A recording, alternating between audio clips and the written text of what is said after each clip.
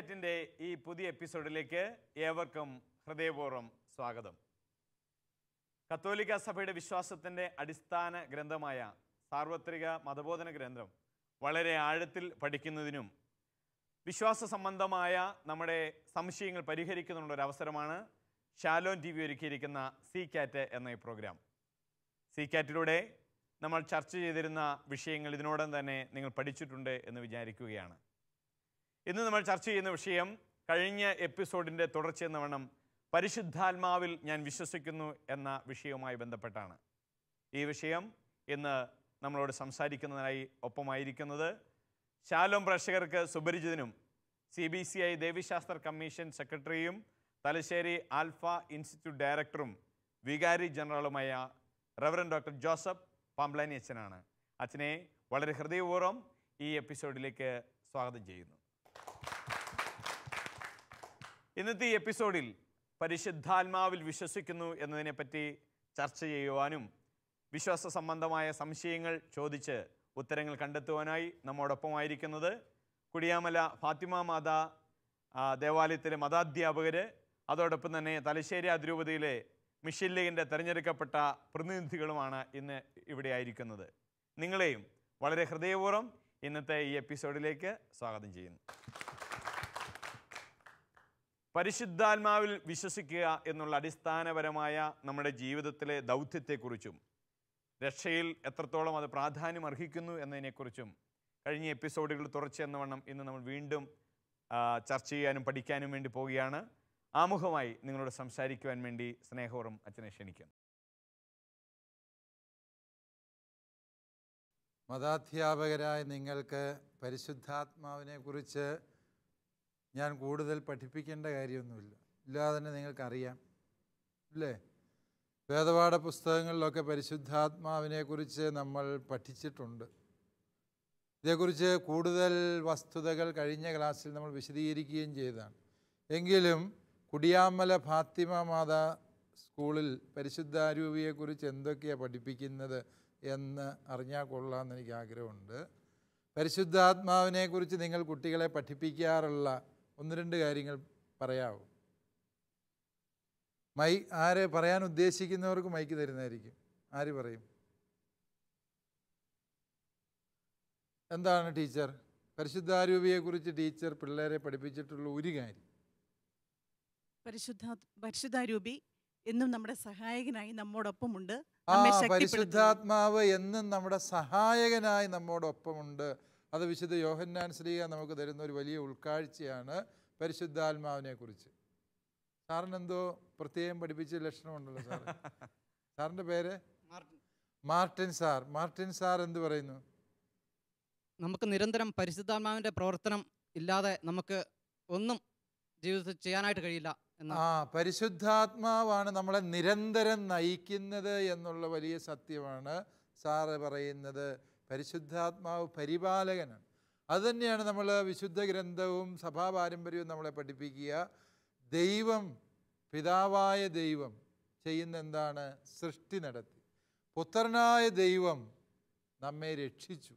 കുരിശിലെ ബലിയിലൂടെ അവിടുന്ന് രക്ഷിച്ചു. പരിശുദ്ധാത്മാവോ നമ്മെ നിരന്തരം പരിപാലിക്കുന്ന ദൈവം, പരിത്രാതാവായ ദൈവം ആണ് പരിശുദ്ധാത്മാവ്. അതാണ് സാറ് കുട്ടികൾക്ക് പഠിപ്പിക്കുന്നതിൽ ഊന്നൽ നൽകുന്ന മേഖല. ഓക്കെ, സാറ് പരിശുദ്ധാരൂപിയെക്കുറിച്ച് എന്തേലും? ത്രിയേക ദൈവത്തിലെ മൂന്നാമത്തെ ആളായ പരിശുദ്ധാത്മാവ് നമ്മളെല്ലാവരും വസിക്കുന്നു. പരിശുദ്ധാത്മാവ് ത്രിയേക ദൈവത്തിലെ മൂന്നാമത്തെ ആളാണ്, നമ്മളിൽ വസിക്കുന്ന ആളുമാണ്. ഓക്കെ, അപ്പോൾ ഈ പറഞ്ഞ കാര്യങ്ങളെക്കുറിച്ചേക്കാളും കൂടുതൽ എനിക്കൊന്നും നിങ്ങളോട് പറയാനില്ല. അതിൻ്റെ അർത്ഥം നിങ്ങൾ പരിശുദ്ധാത്മ വിജ്ഞാനീയത്തിൽ വളരെ പാണ്ഡിത്യമുള്ളവരാണ് എന്നുള്ള യാഥാർത്ഥ്യം ഇതിനോടകം മനസ്സിലായി. സോജൻ സാറിന് എന്തോ പറയണമെന്ന് ആഗ്രഹമുണ്ടെന്ന് തോന്നുന്നു അല്ലേ? നമ്മെ നിരന്തരം വിശുദ്ധീകരിക്കുന്ന, ഉദ്ബോധിപ്പിക്കുന്ന ദൈവിക നന്മയുടെ സ്വരമാണ് പരിശുദ്ധാത്മാവ് നമ്മിൽ വിശുദ്ധീകരണം നടത്തുന്നു എന്നുള്ള സത്യമാണ്. ഓക്കെ, അപ്പോൾ നിങ്ങൾ ആശ്വാസദായകനും കൂടിയല്ലേ പരിശുദ്ധാത്മാവ്? ആശ്വാസദായകനാണ് പരിശുദ്ധാത്മാവ്. ഇനി പോയി കഴിഞ്ഞാൽ ഞാൻ ഇരുന്ന് കയറി പോകേണ്ടി വരുന്നു. നിങ്ങൾക്ക് എന്നെക്കാളും കൂടുതൽ ഈ കാര്യങ്ങൾ അറിയാം എന്ന് ഞാൻ മനസ്സിലാക്കുന്നു. അതുകൊണ്ട് ഞാൻ ചോദ്യം നിർത്തി. അതായത് പരിശുദ്ധാത്മാവ് എന്ന് പറയുന്ന പരിശുദ്ധ ത്രിത്വത്തിലെ മൂന്നാമത്തെ ആളിൽ നാം വിശ്വസിക്കുന്നു. പരിശുദ്ധാത്മാവ് ഒരു ശക്തിയല്ല, അവിടുന്ന് ഒരു വ്യക്തിയാണ്. നമ്മെ സ്നേഹിക്കുന്ന, നമ്മെ വഴി നടത്തുന്ന, നമ്മുടെ ആവശ്യങ്ങൾ അറിയുന്ന, നമ്മുടെ ബലഹീനതകളിൽ നമ്മെ ശക്തിപ്പെടുത്തുന്ന ദൈവീക വ്യക്തിയാണ് പരിശുദ്ധാത്മാവ് എന്ന സത്യം നാം മനസ്സിലാക്കുക. ഈ പരിശുദ്ധാത്മാവിനെ നാം പ്രാപിക്കുന്നത്, സ്വീകരിക്കുന്നത് തിരുസഭയിലൂടെയാണ്. തിരുസഭയാണ് നമുക്ക് പരിശുദ്ധാത്മാവിനെ തരുന്നത്. സഭയുടെ ശുശ്രൂഷകൾ, വിശിഷ്യ കൂദാശകളിലൂടെ പരിശുദ്ധാത്മാവിനെ നമുക്ക് ലഭിക്കുന്നു. ദൈവവചനത്തിലൂടെ പരിശുദ്ധാത്മാവിന് ലഭിക്കുന്നു. അതുപോലെ പരിശുദ്ധാത്മാവ് സഭയിൽ മാത്രമേ ഉള്ളൂ എന്ന് ചോദിച്ചാൽ, ജോൺ പോൾ രണ്ടാമൻ മാർപ്പാപ്പ പരിശുദ്ധാത്മാവിനെ കുറിച്ച് പഠിപ്പിച്ചപ്പോൾ നമ്മെ ഓർമ്മിപ്പിച്ചു, പരിശുദ്ധാത്മാവിന് അതിരുകളില്ല. പരിശുദ്ധാരൂപി തിരുസഭയിൽ മാത്രം പ്രവർത്തിക്കുന്നയാളല്ല, പരിശുദ്ധാരൂപിയുടേതാണ് ഈ ലോകം മുഴുവനും. ഈ ലോകം എന്ന് പറഞ്ഞ് ഈ ഭൂമി മാത്രമല്ല, ഒരുപക്ഷെ ഈ സൃഷ്ടപ്രപഞ്ചത്തിൽ വേറെ എവിടെയെങ്കിലും ജീവനുണ്ട് എങ്കിൽ അവരുടെ കാര്യം ആരാണ് നോക്കുന്നത് എന്ന് ഇന്നാളും യുവജന ക്ലാസ്സിൽ പിള്ളേർ ചോദിക്കുകയുണ്ടായി. നമ്മളിങ്ങനെ ഭൂമിയിൽ ഈശോ നമ്മളെ രക്ഷിച്ചെന്നൊക്കെ പറഞ്ഞിരുന്നു. കുറേ കഴിയുമ്പോഴാണ് മനസ്സിലാകുന്നു വേറെ ഒരു 5-6 ഭൂമിയേക്കാളും വലിയ ഭൂമികളുണ്ടായിരുന്നുവെന്നും അതിനകത്തൊക്കെ മനുഷ്യരുണ്ടായിരുന്നു എന്നും അറിഞ്ഞാൽ നമ്മുടെ രക്ഷാകര പദ്ധതി മുഴുവൻ പാളിപ്പോവുകയല്ലേ എന്നാണ് യുവജനങ്ങളുടെ ഒരു സംശയം. അല്ല, പാളിയല്ല. കാരണം അപ്പോൾ നമ്മുടെ വീക്ഷണങ്ങൾ കൂടുതൽ വിശാലമാകണം എന്ന് മാത്രമേ അതിനർത്ഥമുള്ളൂ. അപ്പോൾ പരിശുദ്ധാരൂപിയാണ് പരിപാലകനായ ദൈവം. വേറൊരു പ്രപഞ്ചമോ വേറൊരു ഭൂമിയോ ഇല്ല എന്ന് ബൈബിൾ പഠിപ്പിക്കുന്നില്ല. ബൈബിൾ പഠിപ്പിക്കുന്ന എന്തേ ഉള്ളൂ? വേറൊരു ദൈവമില്ല എന്ന് പഠിപ്പിക്കുന്നു, അല്ലേ? വേറൊരു ദൈവമില്ല എന്ന് പഠിപ്പിക്കുന്നുണ്ട്. മറ്റൊരു ഭൂമിയുണ്ടോ ഇല്ലയോ, അല്ലെങ്കിൽ ജീവൻ്റെ സാധ്യതയുള്ള മറ്റൊരു ഗ്രഹമുണ്ടോ എന്ന് ചോദിച്ചാൽ ബൈബിളിൻ്റെ ഉത്തരം എന്താ? ബൈബിൾ ഒന്നും പറയുന്നില്ല. ഉണ്ടാകാം, ഇല്ലാതിരിക്കാം. ബൈബിൾ അതിനെക്കുറിച്ച് സംസാരിക്കുന്നില്ല. പക്ഷേ ബൈബിളിന് ഉറപ്പുള്ള ഒരു സത്യമുണ്ട്. ഏതാണ്? ദൈവം ഏകനാണ്. പരിശുദ്ധാത്മാവ് എന്ന ദൈവ വ്യക്തി ഒന്ന് മാത്രമാണ്. അതുകൊണ്ടാണ് പരിപാലകനായ ദൈവം എന്ന് പറയുമ്പോൾ കേവലം അത് ക്രിസ്ത്യാനികളുടെ മാത്രം പരിപാലകനോ കത്തോലിക്കരുടെ മാത്രം പരിപാലകനോ എന്ന രീതിയിൽ, അല്ലെങ്കിൽ ഈ ഭൂമിയിലുള്ള മനുഷ്യരുടെ മാത്രം പരിപാലകനോ എന്ന് നമ്മൾ കരുതേണ്ടതില്ല. ഈ പ്രപഞ്ചം മുഴുവൻ്റെയും പരിപാലകനാണ് പരിശുദ്ധാത്മാവായ ദൈവം. ഈ പരിശുദ്ധാത്മാവിലൂടെയാണ് നാം ഇന്ന് വിശ്വസിക്കുന്ന എല്ലാ സത്യങ്ങളും ഈ തിരുസഭയിൽ ആത്മാവാണ് രൂപപ്പെടുത്തിയെടുത്തത്. ബൈബിൾ ഇന്ന് കാണുന്ന രൂപത്തിൽ നമുക്ക് എഴുതി കിട്ടിയത് ആര് എഴുതി തന്നതാ? പരിശുദ്ധാത്മാവ് എഴുതിച്ചതാണ്, അല്ലേ? ആ വാക്കൊന്ന് മൈക്കിക്കടെ പറഞ്ഞേ. ദൈവനിവേശിതമായി. ഓക്കെ. നിങ്ങൾ കുടിയാമലക്കാർ വളരെ പണ്ഡിതന്മാരാണ്, അല്ലേ? യെസ്. ദൈവനിവേശിതമാണ് ബൈബിൾ. അതിനാണ് പരിശുദ്ധാത്മാവ് ആ വ്യക്തിയെ, എഴുത്തുകാരനെ പ്രചോദിപ്പിച്ചു. സഭ അതേക്കുറിച്ച് പഠിപ്പിക്കുന്നത് ഇങ്ങനെയാണ്: ദൈവം ആഗ്രഹിച്ച കാര്യങ്ങൾ മാത്രം ആ വ്യക്തി ലിഖിത രൂപത്തിലാക്കിയെടുത്തു. അപ്പോൾ ബൈബിളിൻ്റെ യഥാർത്ഥ രചയിതാവ് ആരാണ്? പരിശുദ്ധാത്മാവ്. അപ്പോൾ പരിശുദ്ധാത്മാവിൻ്റെ പ്രവൃത്തി നോക്കിയാൽ തിരുസഭയിലെ കൂദാശകൾ, അതെ, നമ്മൾക്കറിയാം. ഒരച്ഛൻ്റെ അല്ലെങ്കിൽ ഒരു ശമ്മാശൻ്റെ തലയിൽ മെത്രാനിച്ചൻ കൈവയ്ക്കുമ്പോൾ നമ്മൾ എന്താണ് പ്രാർത്ഥിക്കുക? പരിശുദ്ധാത്മാവേ വേഗം പറന്നിറങ്ങണം, അല്ലേ? ഉന്നതമായ പൗരോഹിത്യ പദവി നൽകി ഈ ദാസനെ അനുഗ്രഹിക്കണം. പരിശുദ്ധാത്മാവ് നമ്മുടെ വീട്ടിലെ ഒരു കൊച്ചിൻ്റെ മേൽ സൈഹിക കൈവെപ്പിലൂടെ എഴുന്നള്ളി വരുമ്പോൾ അന്ന് മുതൽ ആ കൊച്ചാരായിത്തീരുന്നു? വൈദികനായിത്തീരുന്നു, അല്ലേ? യെസ്. അപ്പോൾ പരിശുദ്ധാരൂപിയുടെ വരവ് വലിയ മാറ്റം വരുത്തുന്നുണ്ട് എന്ന് നമ്മൾ തിരിച്ചറിയുന്നു. അതായത് സഭയുടെ എല്ലാ ശുശ്രൂഷ മേഖലകളും നിയന്ത്രിക്കുന്നത്, നയിക്കുന്നത് ആരാണ്? പരിശുദ്ധാത്മാവ്. അതുകൊണ്ട് പരിശുദ്ധാത്മാവ് എന്ന് പറയുമ്പോൾ പെട്ടെന്ന് നമുക്കൊരു സംശയം തോന്നും. ചിലർ പറയും, പരിശുദ്ധാത്മാവ് എന്ന് പറഞ്ഞാൽ ഈ കരിസ്മാറ്റിക്കുകാരുടെ ദൈവമാണ്, നമ്മളൊക്കെ ഈശോമിശിഹായുടെ ആളുകളാണ് എന്ന മട്ടിൽ പലരും സംസാരിച്ച് കേട്ടിട്ടുണ്ട്. പക്ഷേ അത് അവിവേകമാണ്. പരിശുദ്ധാത്മാവ് ലോകത്തിൻ്റെ മുഴുവനുമായി ദൈവം നൽകിയ പരിത്രാതാവായ ദൈവമാണ്. പരിശുദ്ധാത്മാവിനെ കൂടാതെ നമ്മുടെ വിശ്വാസത്തിൻ്റെ ഒരടിസ്ഥാനങ്ങളും രൂപപ്പെടുന്നില്ല എന്ന പരമാർത്ഥം നാം മനസ്സിലാക്കണം. അപ്പോൾ പരിശുദ്ധാരൂപിയെക്കുറിച്ച് ഞാൻ കൂടുതലായി വിശദീകരിക്കേണ്ട കാര്യമില്ല. നിങ്ങൾക്ക് ഈ വിഷയത്തിൽ എന്നേക്കാളും പ്രാവീണ്യമുണ്ട് എന്ന് നിങ്ങൾ തെളിയിച്ചു കഴിഞ്ഞതിനാൽ ഞാൻ എൻ്റെ ക്ലാസ് അവസാനിപ്പിച്ചേച്ചിട്ട് നിങ്ങളുടെ ചോദ്യങ്ങൾക്ക് വേണ്ടി കാതോർക്കുകയാണ്. അതായത് നിങ്ങളുടെ ചോദ്യോത്തരങ്ങളിലൂടെ, അത് നിങ്ങളുടെ മാത്രം ചോദ്യമല്ല, നിങ്ങൾ ചോദിക്കുമ്പോൾ ഓർക്കുക, നമ്മുടെ ഈ പ്രോഗ്രാം കാണുന്ന ശാലോബിൻ്റെ ലോകമാസകലമുള്ള ലക്ഷോപലക്ഷം പ്രേക്ഷകർ ഇവിടെ ചോദിച്ചാൽ കൊള്ളാം എന്ന് ആഗ്രഹിക്കുന്ന ചോദ്യങ്ങളാണ് നിങ്ങളിലൂടെ പരിശുദ്ധാത്മാവ് ചോദിപ്പിക്കുന്നത്. അതുകൊണ്ട് പരിശുദ്ധാത്മാവിനെ വിളിച്ച് പ്രാർത്ഥിച്ചുകൊണ്ട് നിങ്ങൾക്ക് നിങ്ങളുടെ ചോദ്യങ്ങളൊന്ന് ക്രോഡീകരിക്കാനുള്ള സമയമാണിത്. ചോദ്യങ്ങൾ ക്രോഡീകരിച്ച് കഴിയുമ്പോൾ നമ്മളുടെ ചർച്ച നമുക്ക് തുടരാം.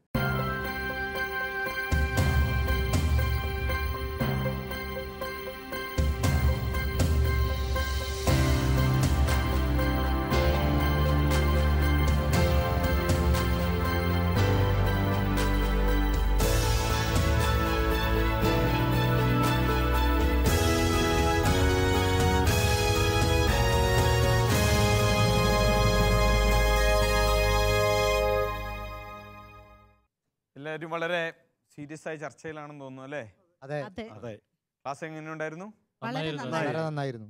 പരിശുദ്ധാത്മാവിനെ കുറിച്ചുള്ള ഒരു വിഷയമാണ് ഇന്ന് നമ്മൾ ചർച്ചയിലേക്ക് കൊണ്ടുവന്നത്. കഴിഞ്ഞ എപ്പിസോഡിൽ നിങ്ങൾ കണ്ടപ്പോൾ മനസ്സിലായിട്ടുണ്ടാവും ഈ വിഷയത്തിൻ്റെ പ്രധാനപ്പെട്ട കാര്യങ്ങൾ അച്ഛൻ ആ എപ്പിസോഡ് സംസാരിച്ചിരുന്നു. അത് നിങ്ങൾ ശ്രദ്ധിച്ചിട്ടുണ്ടെന്ന് മനസ്സിലായി. സോജൻ സാറൊക്കെ ദൈവനിവേശിതമാണെന്നൊക്കെ അച്ഛൻ വീണ്ടും പറയിപ്പിക്കുന്നത് ഞാൻ ശ്രദ്ധിക്കുകയുണ്ടായി. വളരെ നല്ല കാര്യം. നമ്മുടെ ഈ സെഷനിൽ ഇപ്പോൾ നമ്മുടെ മനസ്സിൽ തോന്നിയതും ചിലപ്പോൾ സൺഡേ സ്കൂളിലൊക്കെ ആയിരുന്നപ്പോൾ കുട്ടികളും നമ്മളോട് ചോദിച്ചിട്ടുള്ള ചില സംശയങ്ങൾ നമ്മുടെ ഉള്ളിലുണ്ടാവും. അതൊക്കെ ചോദിക്കാനും കൃത്യമായ ഉത്തരം നമുക്ക് അച്ഛൻ തരും. നിങ്ങളുടെ ഉള്ളിലുള്ള ഈ ചോദ്യം ലോകമെമ്പാടുമുള്ള എല്ലാ പ്രേക്ഷകർക്കും വേണ്ടിയിട്ടുള്ളതായി തീരേണ്ടതാണ്. നമ്മുടെ ചോദ്യങ്ങളിലേക്ക് പോവുകയാണ്. ആരാണ് ഇന്ന് ആദ്യത്തെ ചോദ്യം ചോദിക്കുന്നത്? കുടിയാമല സൺഡേ സ്കൂളിലെ റെജി ടീച്ചറാണ്. ടീച്ചർ ചോദിക്കൂ. അച്ഛാ, എനിക്കൊരു സംശയം. പിതാവും പുത്രനും പരിശുദ്ധാത്മാവുമായ ത്രിയേക ദൈവത്തിൽ സഭ വിശ്വസിക്കുകയും അത് പഠിപ്പിക്കുകയും ചെയ്യുന്നു. എന്നിട്ടും വിശുദ്ധ പൗലോസ്ലീഹ ഗലാത്യർക്ക് എഴുതിയ ലേഖനം 4-ാം അധ്യായം 6-ാം വാക്യത്തിൽ പറയുന്നു, ദൈവം തൻ്റെ പുത്രൻ്റെ ആത്മാവിനെ നിങ്ങൾക്ക് നൽകിയിരിക്കുന്നു എന്ന്. ഇവിടെ പുത്രൻ്റെ ആത്മാവും പരിശുദ്ധാത്മാവും വേറെ വേറെ ആയിട്ടാണോ വിവക്ഷിക്കുന്നത്? അതെങ്ങനെയാണ് മനസ്സിലാക്കുക? യെസ്, അതായത് ഇത് 3 വ്യക്തികളാണ്, പിതാവ്, പുത്രൻ, പരിശുദ്ധാത്മാവ് എന്ന സത്യം നമ്മൾ മനസ്സിലാക്കണം. ഒരുപക്ഷെ ടീച്ചർ ചോദിച്ചത് വളരെ സങ്കീർണമായൊരു ചോദ്യമാണ്. ത്രിത്വൈക രഹസ്യത്തിൻ്റെ ആന്തരികതയിലേക്ക് ചെന്നെത്തുന്നൊരു ചോദ്യമാണ് ചോദിച്ചത്. ഈ പിതാവും പുത്രനും പരിശുദ്ധാത്മാവും ത്രിത്വവിജ്ഞാനീയത്തിലെ അടിസ്ഥാന പ്രശ്നം തന്നെ ഇതാണ്. ഏതാണ്? ഒരേ സമയം അവർ വ്യത്യസ്ത വ്യക്തികളാണ്. പിതാവെന്ന വ്യക്തി, പുത്രൻ എന്ന വ്യക്തി, പരിശുദ്ധാത്മാവെന്ന വ്യക്തി, അവർ വ്യത്യസ്ത വ്യക്തികളായിരിക്കുമ്പോൾ തന്നെ അവർ സത്തയിൽ ഒന്നാണ്. അതാണ് നമ്മൾ ഹോമോ ഊസിയ പെരിക്കൊറേസിസ് എന്നൊക്കെ ത്രിത്വവിജ്ഞാനത്തെ പറഞ്ഞത്. ഇതൊരു സങ്കീർണതയാണ്, നമുക്ക് പെട്ടെന്ന് മനസ്സിലാക്കാൻ പറ്റുന്നൊരു കാര്യമല്ല. അതുമായി ബന്ധപ്പെട്ടതാണ് ടീച്ചർ ഈ ചോദിച്ച ചോദ്യവും. അതായത് തൻ്റെ പുത്രൻ്റെ ആത്മാവിനെ നൽകുന്നു. പുത്രൻ്റെ ആത്മാവ് എന്ന് പറയുന്നത് പൗലോസ്ലീഹായുടെ വീക്ഷണം അതിൻ്റെ സമഗ്രതയിൽ എടുത്തു കഴിയുമ്പോൾ ആത്മാവ് എന്ന് പറയുന്നതിന് 2 അർത്ഥം പൗലോസ്ലീഹ കൽപ്പിക്കുന്നുണ്ട് എന്നാണ് പൗലോസ്ലീഹായെക്കുറിച്ച് ഗവേഷണം നടത്തിയ ബൈബിൾ പണ്ഡിതന്മാരുടെ അഭിപ്രായം. ഒന്ന്, ഉത്ഥാനം ചെയ്ത് മഹത്വത്തിലേക്ക് പ്രവേശിച്ച ഈശോയെ തന്നെ പുത്രൻ്റെ ആത്മാവ് എന്ന് പൗലോസ് അപ്പോസ്തലൻ വിളിക്കുന്നു. അങ്ങനെ വരുമ്പോൾ പൗലോസ്ലീഹ ഉദ്ദേശിക്കുന്നത് എന്താ? ഉത്ഥാനം ചെയ്ത ഈശോ മിശിഹ തന്നെ ആണ് നിങ്ങളിൽ വസിക്കുന്നത് എന്നാണ് ആ പറഞ്ഞതിൻ്റെ അർത്ഥം. അങ്ങനെ വാദിക്കുന്നവരുണ്ട്. ആ പൗലോസ്ലീഹായെക്കുറിച്ചുള്ള പഠനങ്ങളുടെ വെളിച്ചത്തിൽ എനിക്കും തോന്നുന്നു ആ ഒരു വാദം കുറെ കൂടി പൗലോസ്ലീഹായുടെ ദൈവശാസ്ത്രവുമായി ഒത്തുപോകുന്നു. രണ്ടാമത്തെ ഒരർത്ഥം പൗലോസ്ലീഹ പുത്രൻ്റെ ആത്മാവ് എന്ന് പറയുമ്പോൾ അത് ഉത്ഥാനം ചെയ്ത ഈശോ മിശിഹ ആകാം, അതല്ല എങ്കിൽ പരിശുദ്ധ ത്രിത്വത്തിലെ മൂന്നാം ആളായ പരിശുദ്ധാത്മാവിനെ കുറിച്ച് തന്നെയാണ് ഇവിടെ വിവക്ഷിക്കുന്നത് എന്നും കരുതാം. അതുകൊണ്ട് ടീച്ചറിൻ്റെ ഈ ചോദ്യത്തിൻ്റെ കൃത്യമായൊരു ഉത്തരം പറഞ്ഞാൽ, തൻ്റെ പുത്രൻ്റെ ആത്മാവിനെ നിങ്ങൾക്ക് നൽകിയ എന്ന് പറയുമ്പോൾ ഉദ്ദേശിക്കുന്ന എന്താണ്? ഉത്ഥാനം ചെയ്ത് മഹത്വത്തിലായിരിക്കുന്ന ഈശോ മിശിഹായുടെ സാന്നിധ്യം നിങ്ങൾക്കുണ്ട് എന്ന അർത്ഥത്തിലാണ് പൗലോസ് അപ്പോസ്തലൻ ആ വാക്യം പറയുന്നത് എന്ന് ചിന്തിക്കുന്നതാണ് കൂടുതൽ അർത്ഥവത്തായത്. ആരാണ് എനിക്ക് ചോദിക്കുന്നത്? ഞാൻ ബേബി സാറാണ് ചോദിക്കുന്നത്. മിഷൻ ലീഗിൻ്റെ അതിരൂപത പ്രസിഡന്റാണ്. സാറ് ചോദിക്കും. അച്ഛാ, എനിക്കൊരു സംശയം ഇതാണ്. യേശു കർത്താവാണെന്ന് ഏറ്റുപറയാൻ പരിശുദ്ധാത്മാവ് മുഖേനയല്ലാതെ ആർക്കും സാധിക്കുകയില്ല എന്ന് വചനം നമ്മളെ പഠിപ്പിക്കുന്നു. ഈ പരിശുദ്ധാത്മാവിനെ നമുക്ക് നൽകുന്നത് പിതാവായ ദൈവമാണ്. അങ്ങനെയാണെങ്കിൽ ഞാൻ യേശുവിന് വേണ്ട വിധത്തിൽ സാക്ഷ്യം വഹിക്കുന്നില്ലെങ്കിൽ അത് എനിക്ക് പരിശുദ്ധാത്മാവിനെ നൽകാതിരിക്കുന്ന ദൈവത്തിൻ്റെ കുറ്റമല്ല, എൻ്റെ കുറ്റമെന്ന് എനിക്ക് പറയാൻ സാധിക്കുമോ? അച്ഛനൊരു മറുപടി നൽകിയാൽ. സാറ് തിരിച്ചു വെടിവെക്കുകയാണ് നമുക്ക്. അതായത് ദൈവം പരിശുദ്ധാത്മാവിനെ നമുക്ക് തരുമ്പോഴാണ് നമുക്ക് ഈശോയെ അറിയാൻ കഴിയുക. അല്ലെങ്കിൽ പരിശുദ്ധാത്മാവാണ് ഒരു വ്യക്തിയെ ഈശോയിലേക്ക് നയിക്കുന്നത്, വളർത്തുന്നത് എന്ന് പറയുന്നത് ശരിയാണ്. പരിശുദ്ധാത്മാവിനെ ദൈവം നമുക്ക് തന്നോ ഇല്ലയോ എന്നുള്ളത് നോക്കിയാൽ മതി, അല്ലേ? പരിശുദ്ധാത്മാവിനെ തന്നില്ലായിരുന്നുവെങ്കിൽ ഈ പറഞ്ഞത് ശരിയാണ്. പക്ഷേ അടിസ്ഥാന ചോദ്യം ഏതാണ്? ദൈവം നമുക്ക് പരിശുദ്ധാത്മാവിനെ തന്നോ ഇല്ലയോ? സത്യമായി തന്നു കഴിഞ്ഞു. കാരണം ഈശോ മിശിഹ തൻ്റെ കുരിശിലെ ബലി പൂർത്തിയാക്കി തൻ്റെ മഹത്വത്തിലേക്ക് പ്രവേശിച്ചപ്പോൾ ലോകത്തിന് പിതാവായ ദൈവം പരിശുദ്ധാത്മാവിനെ നൽകി. അതാണ് ഈ പന്തക്കുസ്താ തിരുനാളിലെ വരവെന്ന് പറയുന്നത്. 12 അപ്പസ്തോലന്മാരുടെ മേൽ പ്രതീകാത്മകമായി വന്നു എന്ന് പറഞ്ഞാൽ അതിൻ്റെ അർത്ഥം എന്താണ്? ലോകത്തിന് മുഴുവനും പരിശുദ്ധാത്മാവ് നൽകപ്പെട്ടു എന്നാണ് അതിൻ്റെ അർത്ഥം. ഇനി ഈ പരിശുദ്ധാത്മാവിനെ ദൈവം തന്നു. ആ ദൈവം തന്ന ആത്മാവിനെ വ്യക്തിപരമായി സ്വീകരിച്ച് വളരുക എന്നുള്ളത് ആരുടെ ഉത്തരവാദിത്വമാണ്? നാം ഓരോരുത്തരുടെ ഉത്തരവാദിത്വം. നമ്മളത് ചെയ്യുന്നില്ല എങ്കിൽ, ഇനി പരിശുദ്ധാത്മാവിനെ നമ്മൾ മാമോദീസായിലൂടെ സ്വീകരിച്ചു, അതിനെ വളർത്തിയെടുക്കാൻ നമ്മൾ പരിശ്രമിക്കുന്നില്ല എങ്കിൽ, പരിശുദ്ധാത്മാവായ അഗ്നി നമ്മിൽ ലഭിച്ചു, പക്ഷേ ആ അഗ്നി ചാരം മൂടി കിടക്കുകയാണ്. നിങ്ങൾ അടുപ്പിൽ തീ ഊതുമ്പോൾ ഇപ്പം അധികം ഊത്തൊന്നുമില്ല, അല്ലേ? ഇപ്പം എല്ലാം ഗ്യാസാണ്. ഊത്തുണ്ടോ?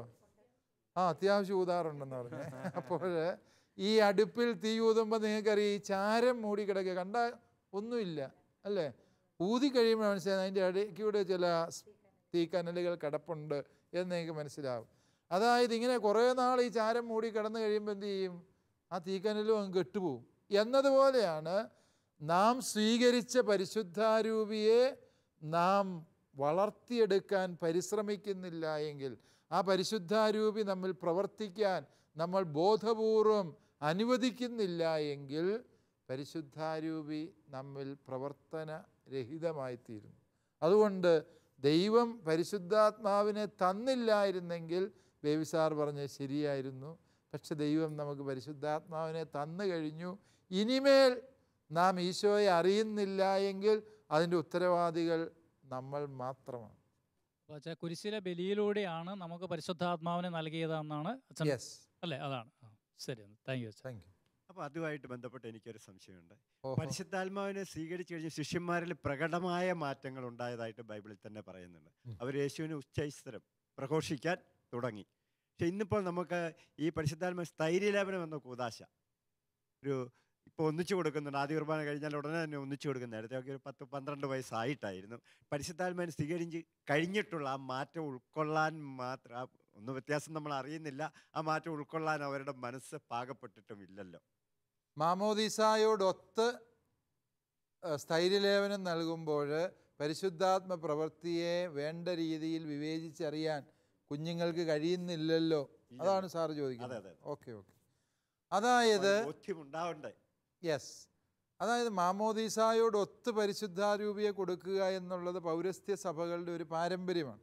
ആ പാരമ്പര്യത്തിൻ്റെ ചുവട് പിടിച്ചാണ് കേരളത്തിലെ പൗരസ്ത്യ സഭകളും ഇപ്രകാരം ഒരു കർമ്മക്രമം ആവിഷ്കരിച്ചിരിക്കുന്നത്.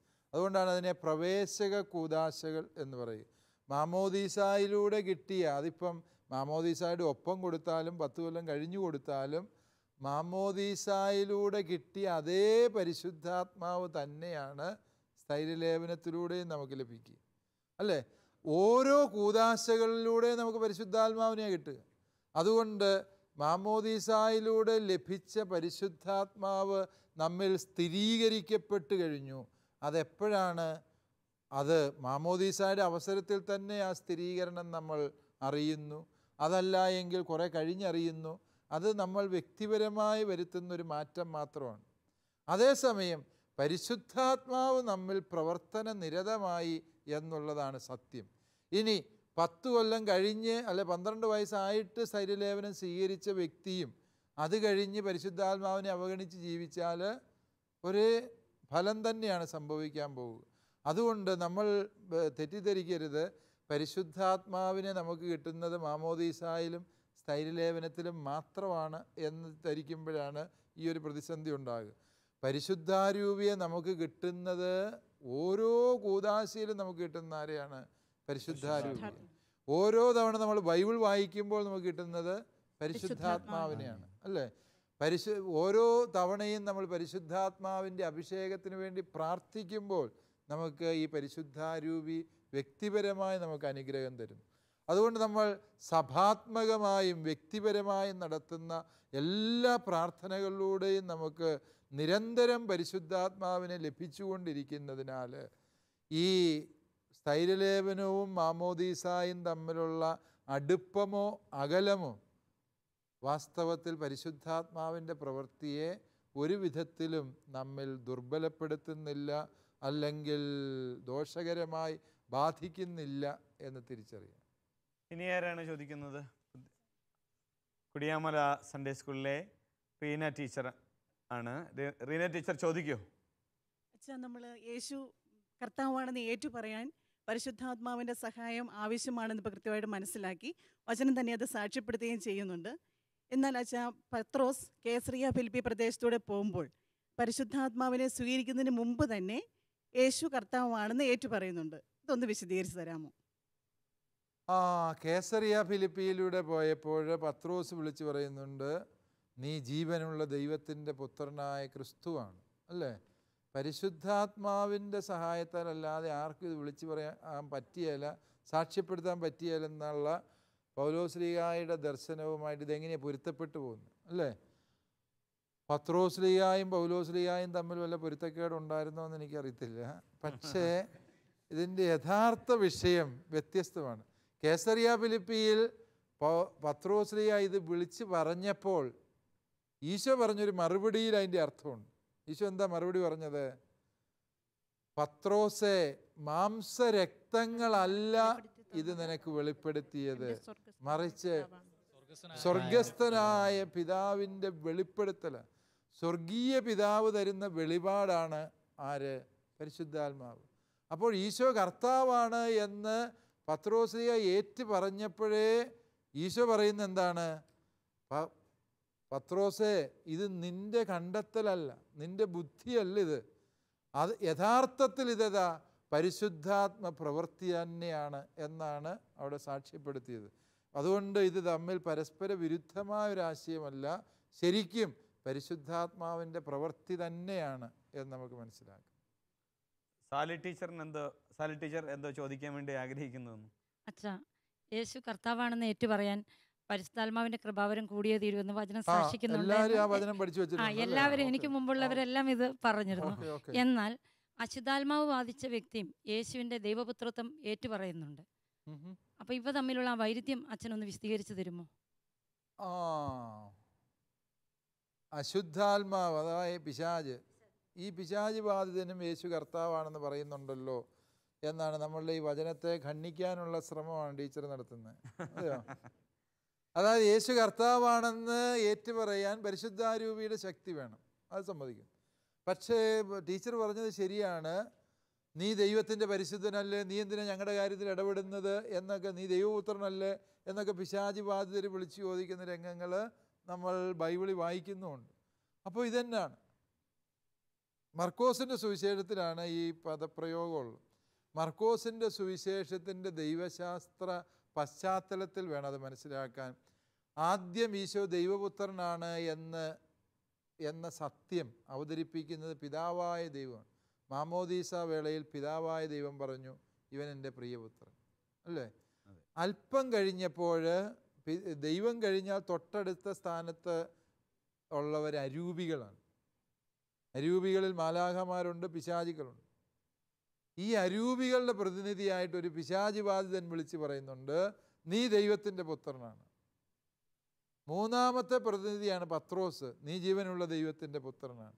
നാലാമത് പറയുന്നത് 15-ാം അധ്യായം 39-ാം വാക്യത്തിൽ ശതാധിപനാണ്.